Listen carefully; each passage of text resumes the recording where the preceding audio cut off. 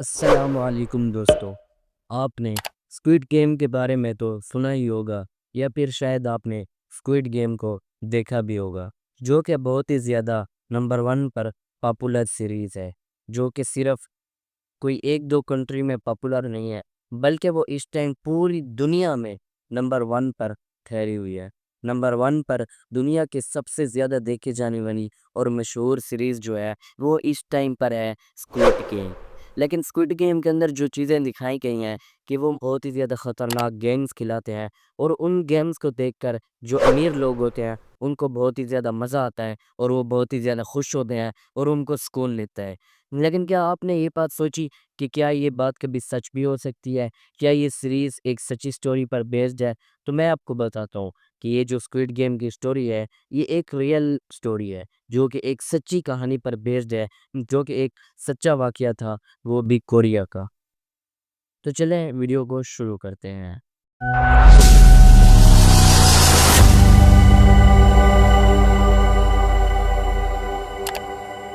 تو یہ بات ہے تقریباً 1980 کی، جب کوریا کو بننے 30 سال ہو چکے تھے اور کوریا بہت ہی زیادہ ترقی میں جا رہا تھا، اینڈ اسی بات کو چلتے کوریا نے سوچا کہ کیوں نہ ہم لوگ اپنا اولمپک ہوسٹ کو لائیں، اور جس کی وجہ سے ہم بہت سارے پیسے کما سکیں گے۔ اینڈ اسی بات کو چلتے ان کے دماغ میں ایک اور بات آئی کہ ہمارے لیے ایک بہت ہی زیادہ بڑی پریشانی ہے اور ایک بہت ہی زیادہ بڑا ہمارے لیے ایک مسئلہ ہے، جو کہ ہے صرف اور صرف جو کہ سڑکوں پر فٹ پاتھ پر غریب لوگ سوتے ہیں، بے سہارا لوگ ہیں، وہ وہاں پہ رہتے ہیں۔ انہوں نے ہمارے ملک کو گندا کیا ہوا ہے اور اس وجہ سے ہماری جو سڑکیں ہیں وہ اچھی نہیں دکھائی دیتی، اور اس بات سے ان کو بہت ہی زیادہ بڑا پرابلم تھا اور یہ ان کے لیے بہت ہی زیادہ بڑا مسئلہ تھا۔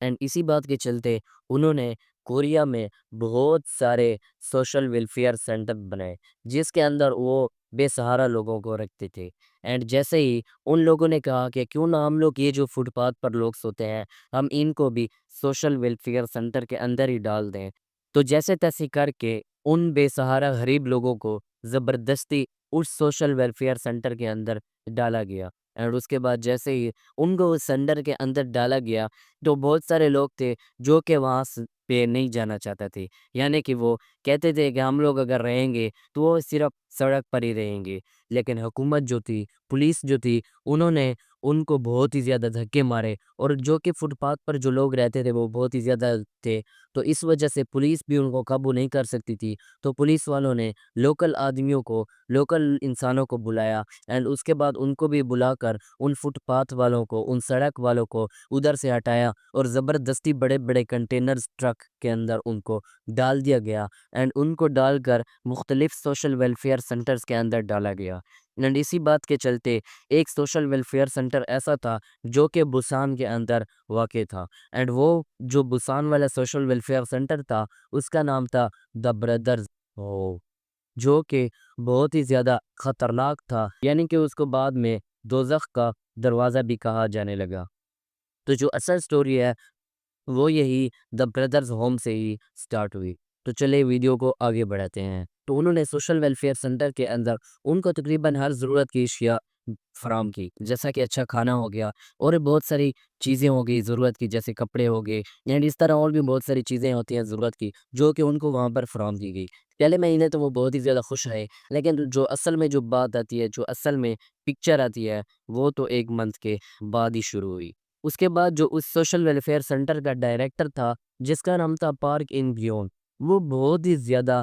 گھٹیا قسم کا آدمی تھا، کیونکہ اس نے ایسا کام کیا کہ اس کے دماغ کے اندر ایک آئیڈیا آیا کہ کیوں نہ یہ جو لوگ ادھر رہتے ہیں میں ان سے کوئی ان سے میں اپنے بارے میں کام کرواؤں۔ اب یہ بات تو بری نہیں ہے کہ وہ ان سے کام کروانا چاہتا تھا، لیکن اس کا جو طریقہ تھا وہ بہت ہی زیادہ غلط قسم کا تھا، اینڈ یہ طریقہ بہت ہی زیادہ اللیگل بھی تھا۔ اس نے جتنے بھی لوگ تھے، چاہے پھر وہ چھوٹے بچے تھے، چھوٹی بچیاں تھیں، بڑے بڑے بوڑھے بوڑھے لوگ تھے یا پھر جوان تھے، ان سب لوگوں کو اس نے قطار کے اندر بٹھایا، اینڈ اس کے بعد اس نے وہاں پر ایک کپڑے کی فیکٹری بنائی سوشل ویلفیئر سینٹر کے اندر، اینڈ اس نے انہی بوڑھے بچے، جوان اور سب لوگوں سے وہاں پر فیکٹری کے اندر کام کروایا۔ جو لوگ بیچارے تھک جاتے تھے، جیسے کہ بچے ہو جاتے، بوڑھے بوڑھے لوگ ہو جاتے، وہ بیچارے تھک جاتے تھے، کیونکہ یہ جو ان سے کام کرواتا تھا وہ تقریباً 12 12 گھنٹے ان سے کام کرواتا تھا، یعنی کہ پورے کا پورا آدھا دن ان سے وہ کام کرواتا تھا،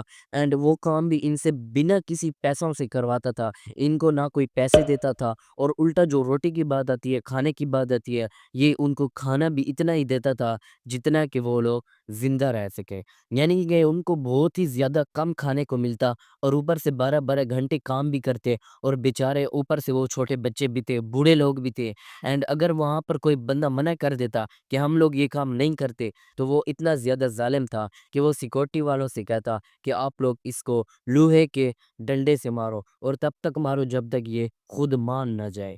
اس کے بعد وہ جو سیکورٹی ہوتی تھی وہ بھی ان کو لوہے کے ڈنڈے سے مارتی، تب تک مارتی جب تک وہ مانتے نہیں، یا پھر تب تک وہ بے ہوش نہ ہو جاتے، اور بے ہوش ہونے کے ساتھ ساتھ وہ خون سے بھی لت پت ہو جاتے، یعنی کہ خون سے وہ لہو لہان ہو جاتے، اور ان کے اندر ان کے جو جسم تھا وہ خون سے بھر جاتا، اتنا زیادہ ان کے خون آتا کہ فرش پر بھی خون رہ جاتا، یعنی کہ وہ جیتے جی مر جاتے، اور کچھ لوگ تو ایسے بھی تھے کہ وہ وہاں پر بے ہوش ہونے کے ساتھ بے ہوش نہیں بلکہ وہاں پر وہ لوگ مر جاتے تھے۔ اگر جو بے سہارا لوگ مر جاتے تو ان کے لیے کوئی پرابلم بھی نہیں ہوتی تھی، کیونکہ وہ اس لاش کو یا تو زندہ جلا دیتے، یا پھر ان کے باڈی پارٹس کو ادرز ہاسپٹلز کے اندر ان کو سیل کیا جاتا، یعنی کہ جیسے کہ کڈنی ہو گئی، ہماری آئیز ہو گئی، ہماری یعنی کہ اور بہت کچھ ہو گیا، جیسا کہ ہمارا دل ہو گیا، ہماری ٹنگ ہو گئی، زبان ہو گئی، ایسے وہ پارٹس کو وہ ادرز ہاسپٹل کے اندر اور ہسپتالوں کے اندر ان باڈی پارٹس کو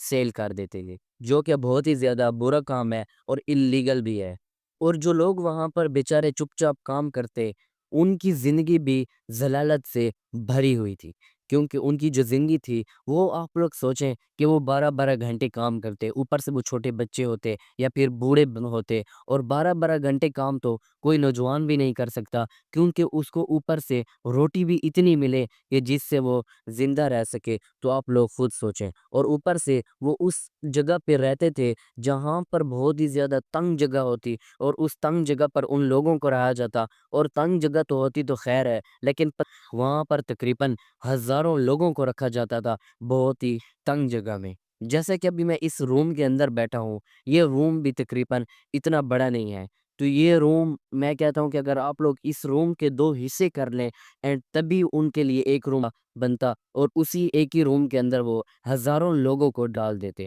یعنی کہ آپ لوگ خود سوچیں کہ ان کی ٹانگیں بھی پھنسی ہوئی ہوتی، بازو بھی پھنسے ہوتے، اور بہت سارے بچوں کے تو ٹانگیں اور بازو ٹوٹ بھی جاتے، خیر ابھی اور بھی بہت کچھ ہے، اور ابھی تک جو آپ نے سنا وہ ایک جھلک تھی،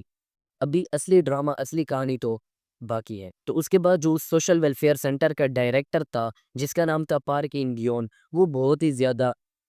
گھٹیا قسم کا آدمی تھا، کیونکہ اس نے کہا کہ کیوں نہ میں ان لوگوں سے اور بھی بہت سارے پیسے کماؤں، کیسے کہ میں ان لوگوں کو خطرناک خطرناک گیمز کھلاؤں، اور جو ہمارے ملک کے بہت امیر امیر لوگ ہیں ان کو بلاؤں، تو اس نے ان امیر امیر لوگوں کو انوائٹ کیا، اینڈ اس کے بعد ان بے سہارا بچوں، بوڑھوں اور نوجوانوں سے، اور عورتیں بھی ان کے اندر شامل تھی، اینڈ اس کے بعد ان سے ایسی ایسی گیمز کھلائیں، ان بے سہارا لوگوں سے ایسی ایسی گیمز کھلوائیں کہ جس کے اندر ان کو بہت ہی زیادہ درد ہوتا اور بہت ہی زیادہ مشکل کا سامنا کرنا پڑتا، اینڈ اسی بات کے چلتے وہ جو امیر لوگ تھے وہ بہت ہی زیادہ خوش بھی ہوتے تھی، اینڈ اس کے بعد بات کی جائے تو وہ ان بے سہارا جو لڑکیاں تھیں، عورتیں تھیں جو کہ نابالغ بھی تھیں، جو کہ ابھی بالغ بھی نہیں ہوئی تھی، وہ ان کے ساتھ ریپ تک کرتے تھے، یعنی کہ ان کے ساتھ زبردستی جنسی تشدد یعنی کہ ریپ کیا جاتا، وہ بھی جو کہ نابالغ لڑکیاں ہوتی تھی، یا پھر آپ ان کو بالغ بھی کہہ لیں، لیکن وہ کسی کی ایج کو نہیں دیکھتے تھے کہ چاہے وہ کتنی بڑی ہے یا پھر چھوٹی ہے، اینڈ اسی بات کے چلتے بہت ہی زیادہ انتہا تو تب ہو گئی، اینڈ وہ جو بیچاری لڑکیاں ہوتی تھی وہ خاموش رہتی، کیونکہ ان کو دھمکی دی جاتی کہ اگر تم لوگوں نے کسی کو بتایا تو ہم لوگ تمہاری لاش کو مار کر زندہ دفنا دیں گے، یا پھر تمہاری لاش کو جلا دیں گے، اینڈ اس کے بعد حد تو تب ہو گئی، اس پارک ان بیونڈ نے اپنی لمٹ کراس تب کی جب اس نے ان بے سہارا لوگوں کو بیچنا شروع کر دیا، یعنی کہ ایک غلام بنا کر ان کو بیچتا تھا، اینڈ اس کے بعد جو لوگ ان کو خریدتے تھے وہ ان کے ساتھ جو چاہے کرتے تھے، جو چاہے کرتے تھے۔ اب آپ لوگ خود سوچ لو کہ وہ ان کے ساتھ کیا کیا کرتے ہوں گے۔ وہ کسی کو تو اپنا غلام بناتے، کسی کو اپنی خدمت کے لیے رکھتے، اور کئی تو ایسے تھے جو کہ ان بیچاری لڑکیوں سے، عورتوں سے ریپ تک کرتے تھے۔ اینڈ اس کے بعد وہ بہت ہی زیادہ ان کو مشکل کا سامنا بھی کرنا پڑتا۔ اینڈ اس کے بعد آپ لوگوں کو پتہ ہے کہ یہ ان بیچاروں کو کتنے دنوں تک یہ مشکل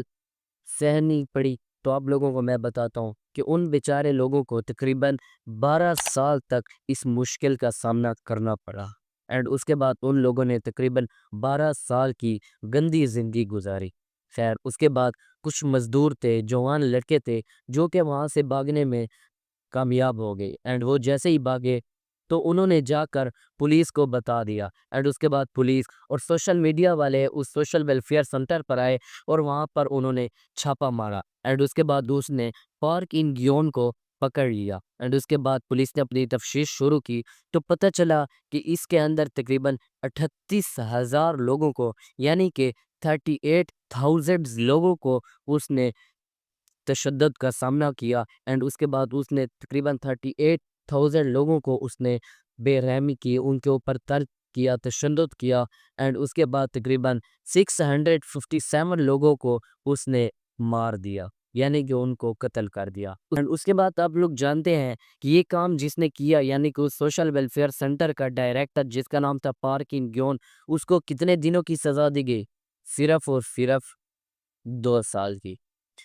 اینڈ اس کے بعد بات کی جائے ان امیر لوگوں کی کہ جنہوں نے ان لڑکیوں کے ساتھ ریپ کیا، اینڈ ان کو کتنے دنوں کی سزا دی گئی؟ تو بھائی ان کو سزا تو کیا، ان کے اوپر کوئی کیس بھی نہیں کیا گیا، اور ان کو آج تک کسی نے پوچھا بھی نہیں۔ اور اب ان لوگوں کا کیا خیال ہوگا جو کوریا جانے کے لیے بہت ہی زیادہ تڑپتے ہیں اور کہتے ہیں my dream country is Korea, and Korea کے ایکٹرز کے لیے مرتے ہیں؟ تو کیا آپ لوگ سمجھتے ہیں سچ میں ہی کہ کیا کوریا کا قانون ایسا ہے؟ تو میں آپ کو بتاؤں کہ کوریا کا قانون جو ہے وہ بہت ہی زیادہ گھٹیا قسم کا قانون ہے۔ وہاں پر کوئی بھی قانون ہے ہی نہیں، یعنی کہ وہاں پر صرف امیر لوگوں کی بات سنی جاتی ہے۔ یہ جو آپ ڈراماز پر اور سوشل میڈیا پر آپ کو جو چیزیں دیکھنے کو ملتی ہیں، یہ سراسر جھوٹ ہوتا ہے کہ کوریا کے اندر بہت ہی زیادہ اچھا قانون ہے، وہاں پر بہت سارے لوگ اچھے ہیں، لیکن یہ بالکل ہی جھوٹ ہے۔ سب سے بڑے بڑے اور گندے اور غلیظ ترین کام جو ہوتے ہیں وہ کوریا کے اندر ہی ہوتے ہیں۔ اور آپ لوگ جیسا سوچتے ہیں کہ جیسے ڈرامہ سیریز کے اندر دکھایا جاتا ہے